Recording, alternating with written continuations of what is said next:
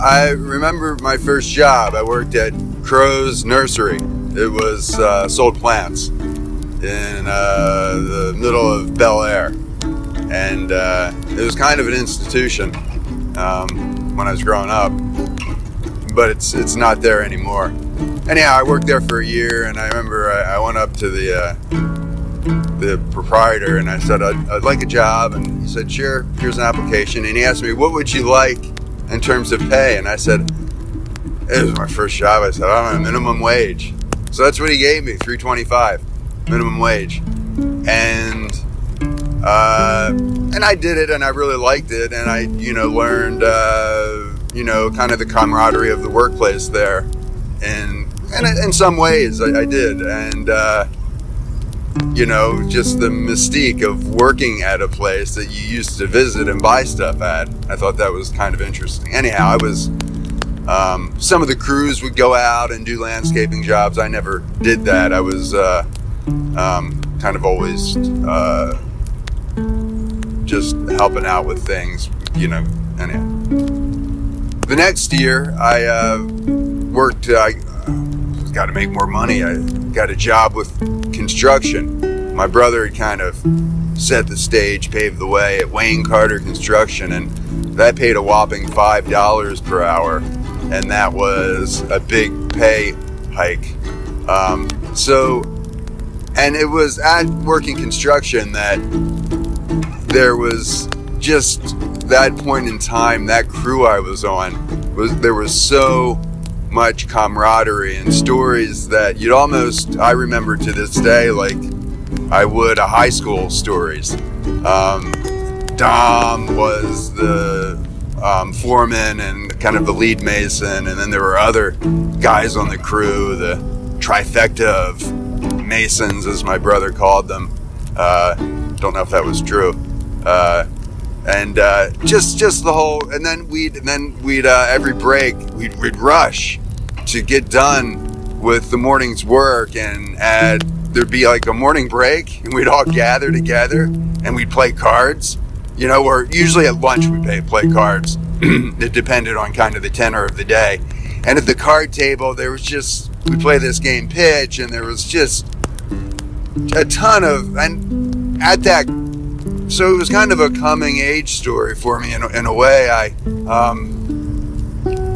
kind of was a reclusive teenager in high school, and my brother had kind of given me the name on the job site one day. He called me, "Hey Buzz," and one of the other guys, Sticks, heard that. He said, "What did you call him?"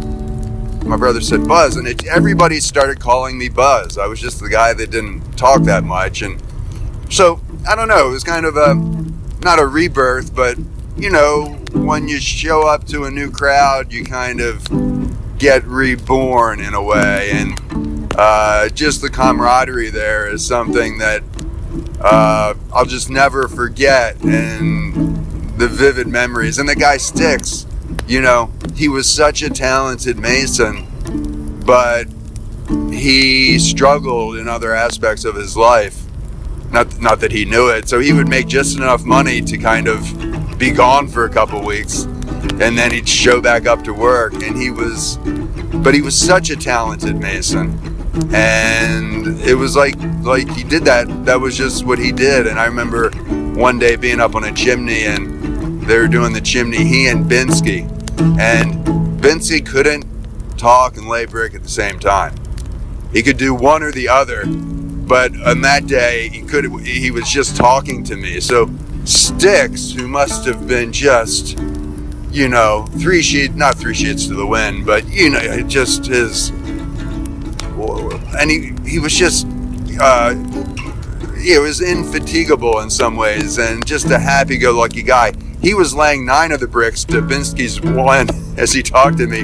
And then Sticks was so affable, he would even take Binsky's brick and relay it, because Binsky didn't quite lay it right, because he couldn't talk and lay brick at the same time. Anyhow, what is my point here is, one day a friend of mine, his older brother, said to me, and he worked on one of the landscape crews that cut the lawns where I grew up. They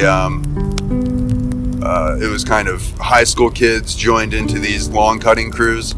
And Robbie said to me, don't you feel guilty? All that destruction you're doing to the environment, working construction? And and yes, we all lamented that, how our backyards that were farm fields gave way to subdivision after subdivision. Before you knew it, it was just a suburban maze. And I remember he was older than me, and I really respected him. But I remember at the time I said, yeah, but you wouldn't have a job either if they weren't building these houses for all these lawns to mow. And he said, yeah, I think he acknowledged I was kind of right. So what my point here is, Billy Joyner, kind of his backstory to coming to the preserve, and he worked at the preserve for over a decade, was he worked in construction. And he was kind of, I can imagine him in the construction world, just loving the camaraderie of the job site and being around the guys, and really, you know, being a vital, kind of vibrant member of the team. You know, he just had a can-do spirit.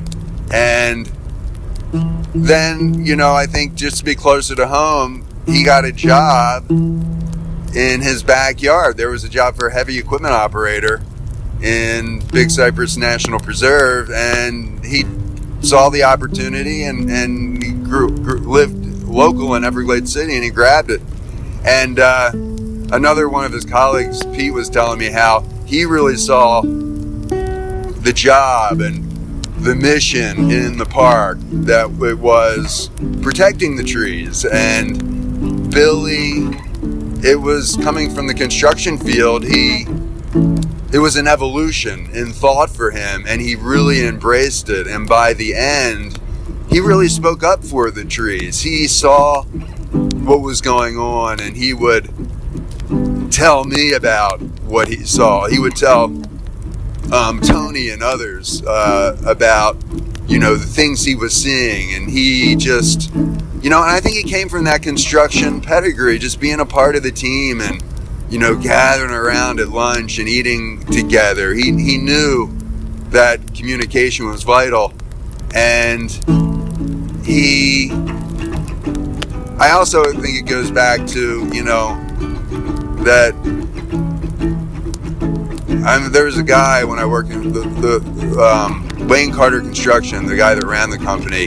He always would hire on some not questionable people, but people that they needed him a job, and he gave him a job in wide latitude. And remember, my brother said, yeah, that's his ticket to heaven, giving him that job. And not that that was the case for Billy, but I think him kind of, you know, he found his place in heaven in the preserve. He loved being in the backcountry. He loved protecting his backyard from the development that he was kind of involved in from, you know, the early part of his career. And, you know, it goes back what Robbie said to me, you know, and I think, yeah, we all, you know, so I think it was, you know, for Billy Joyner working in the swamp, you know, he loved it every day of it, and he loved the people that he worked with, and he was always a man on the mission. And I think it was his, you know, ticket to heaven, and it was paradise for him. So yeah, in memory of Billy Joyner, I only knew him in passing, but every time we passed, he would stop me, and he had a story to tell, and he did always have a sparkle in his eye, and there was always a skip in his step. He always walked wherever he was going really fast and loud. Yes, his voice was a whisper. His whisper sounded like a yell, but it was a fun, loving yell. Anyhow, rest in peace, Billy Joyner. This song's for you.